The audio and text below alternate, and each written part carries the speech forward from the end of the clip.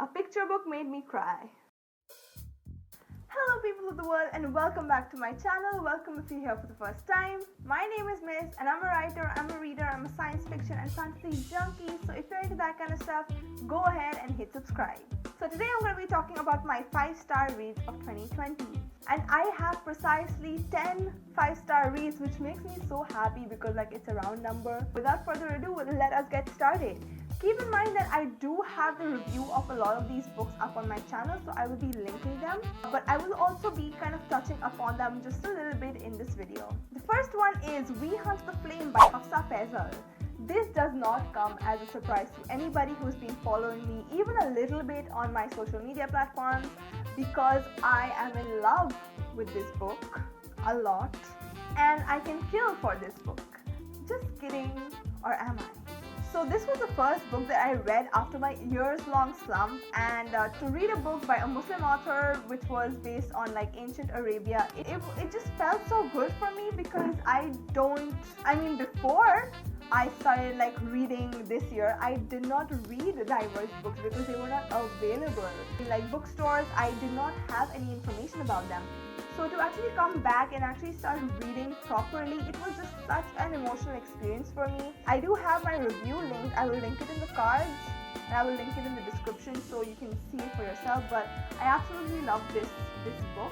It follows two protagonists, Zafira and Nasir, and so Zafira is known as the Huntress and Nasir is the Prince of Death. He's basically an assassin, and it follows the two protagonists on their quest to save Arabia from eternal darkness, blah blah blah. For my full thoughts on the book, you should definitely check out the review. The next book will be Six of Crows. This is not a surprise. This book had everything that I loved. Okay, it had a wonderful found family trope. It had the angst of a romance. It's a heist book, and it has magic, and it has really complex characters who are neither good nor bad, and the characters are extremely nuanced and have lots of layers, and basically it has everything that I absolutely love in my books. So it was definitely a ride to read this book. It had some pretty great twists and the main characters was so much fun to follow. Basically, this book has it all. There is a reason why so many people love this book, and I agree with them. This book is really well written and it has some of the best character work I have seen, and it has an amazing plot. My next 5-star read is You Should See Me in a Plant by Leah Johnson. Again, I have a full review of this book on my channel. I absolutely adored this book. This book was one of the first YA contemporaries I have read again in a while. As I said, I haven't read in 6 years before 2020, okay? I used to be an avid reader and then I just stopped because life got in the way.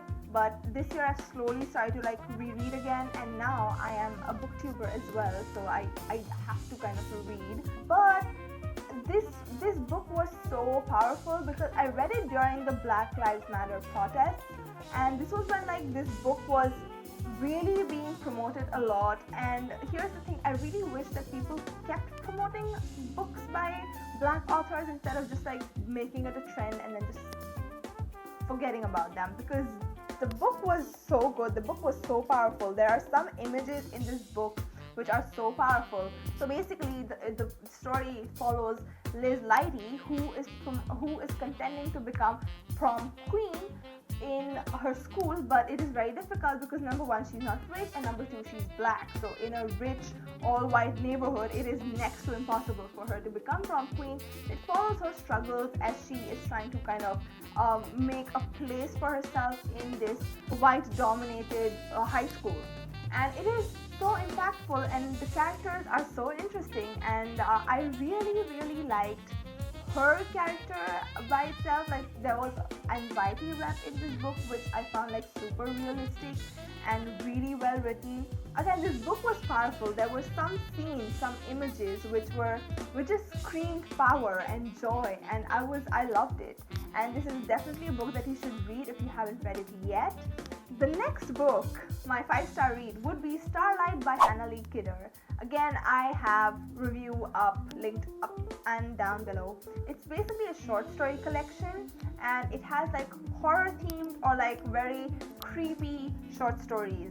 which was definitely a breath of fresh air for me because I am such a fantasy reader that I often just tend to read one genre and I don't tend to kind of expand my horizons, which is a terrible habit, I know, but this was a good break from that monotony.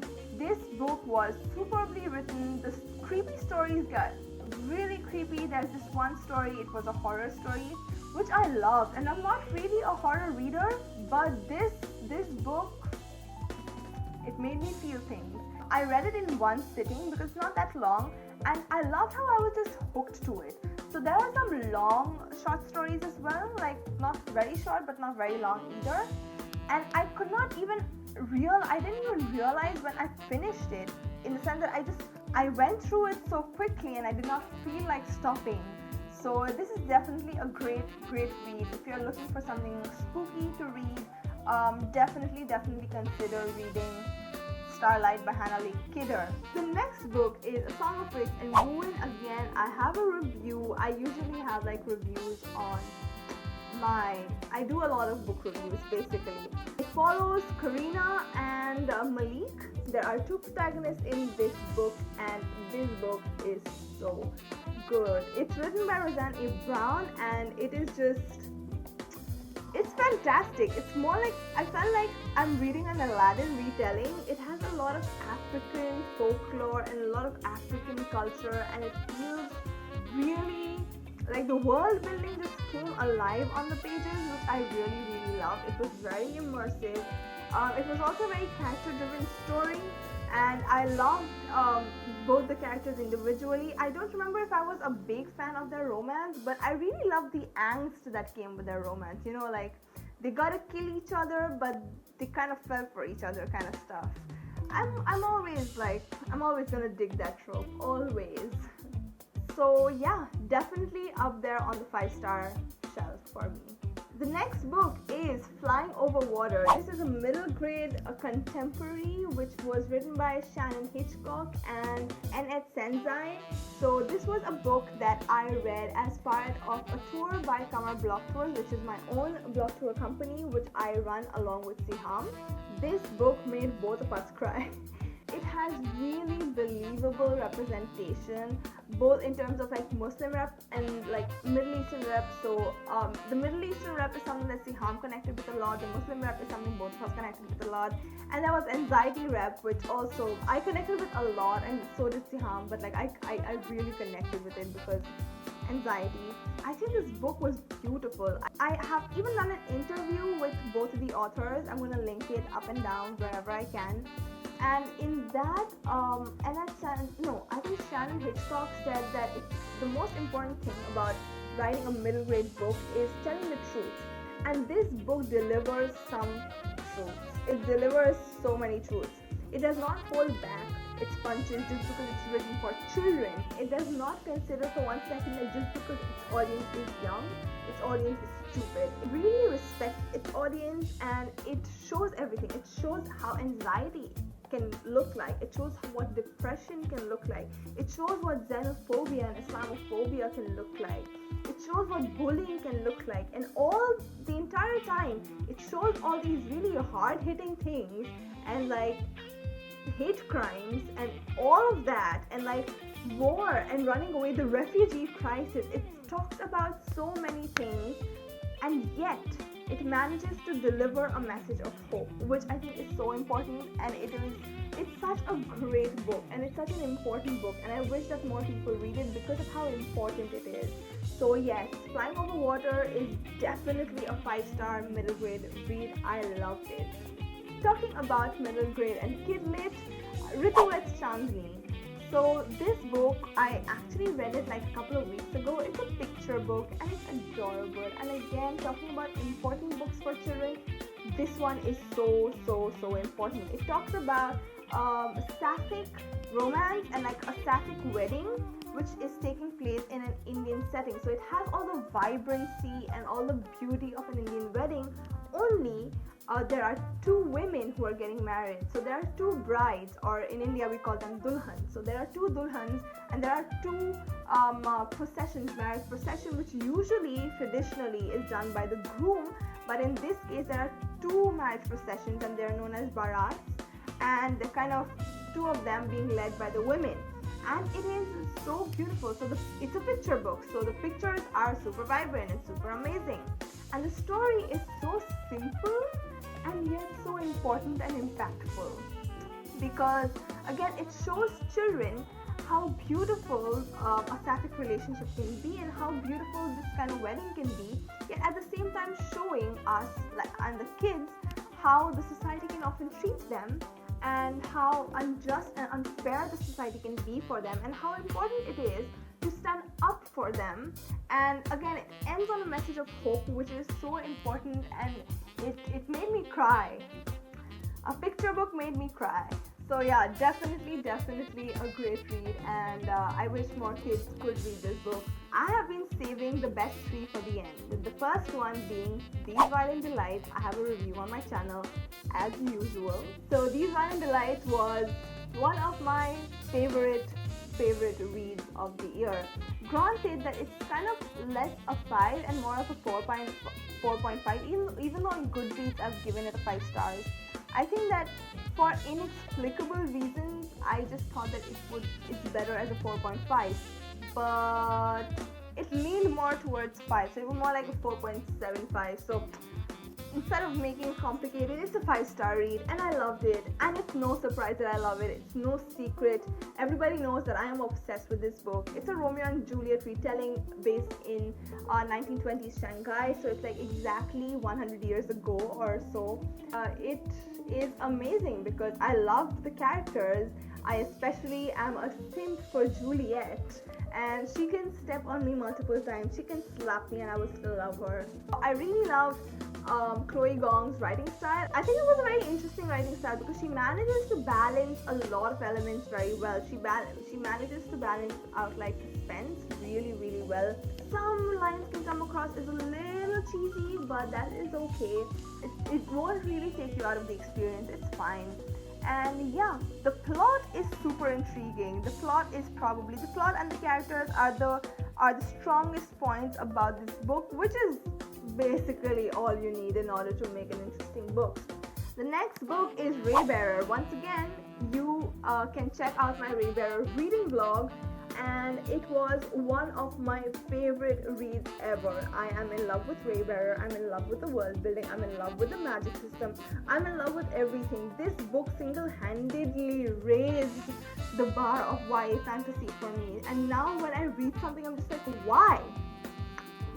Does this book have so many problems when Raybearer didn't? And I know that's an unfair standard, but it has raised the standard of YA fantasy. YA fantasy can be that good, that epic, that intriguing, and this is the best part about it. While being all these things, can still be so character driven, and I loved it. I love that about Raybearer, and it will always be one of my favorite fantasies ever. And finally, The Poppy War. So this is an adult epic fantasy, which is BookTwitter's favorite to both love and hate. So some people either love The Poppy War or they hate it. And I understand why people dislike it, because Poppy War has very two distinct parts. The first part reads a lot like young adult, and I can understand why that could be like a turn-off point for so many people who would pick it up thinking that it is like an epic fantasy, an adult fantasy. And then the second part is gritty as hell. This book delivers punches, and how it does not hold back anything. There are a fair number of trigger warnings. I hope that I remember to put them in the description down below because I don't remember them. But yes, this book shows some messed up stuff, including drug use and mutilated bodies and burnt bodies and murder and violence. A lot of things. The second part is like super gory, and the first part reads like a YA adventure. So I can see why people may not like it so much, but that being said, this book is again a super important book, and it does what I have wanted books and TV shows to do for such a long time: explore the realities of war. Authors, especially in fantasy, do not really explore that gory side of war. Like, we do win, but at the cost of what? So that is exactly what the Poppy War kind of answers. So yeah, I love the book. You need to know the trigger warnings before going in. I really hope that I remember to put it in the description. I hope that you're willing to give this book a chance because it's amazing. So yeah, these were my top 10 reads of the year, my top 10 5-star reads of 2020. And I have exactly 4 special mentions that I want to quickly mention. I won't really go in depth about these, but I still wanted them to be in this video so that like you guys have some good recommendations going into the new year in case you haven't read these books yet. The first one being Gilded Wolves by Roshni Chokshi. This is another heist novel, and if you are a fan of Six of Crows, you might also like this book. The second one being Cemetery Boys by Aiden Thomas. This just was a little bit less than a 5-star rating, and just felt right to give it a 4.5 stars, mostly because of that ending. I think the ending was a bit too quick and wrapped up too quickly and was slightly a little too convenient. And I did not like the villain twist that much, but apart from that, this book was phenomenal. I loved it, so good. It follows a trans boy named Riyadriel, and just loved it. Review is on my channel somewhere, I will link it. The next book is The Henna Wars. Again, I have reviewed this book and I'm gonna link it, but The Henna Wars by Adiba Jagidar is amazing, follows a Bangladeshi protagonist, and I'm here for the representation and I'm here for the wonderful story and the sapphic romance. I loved it so much. My review is on the channel. The next book is An Ember in the Ashes. A review is gonna be coming very soon, and it's a very interesting review. I did buddy read this book with Eric as well as Key, and I really liked it. It was a 4-star read. It wasn't a 4.5 stars.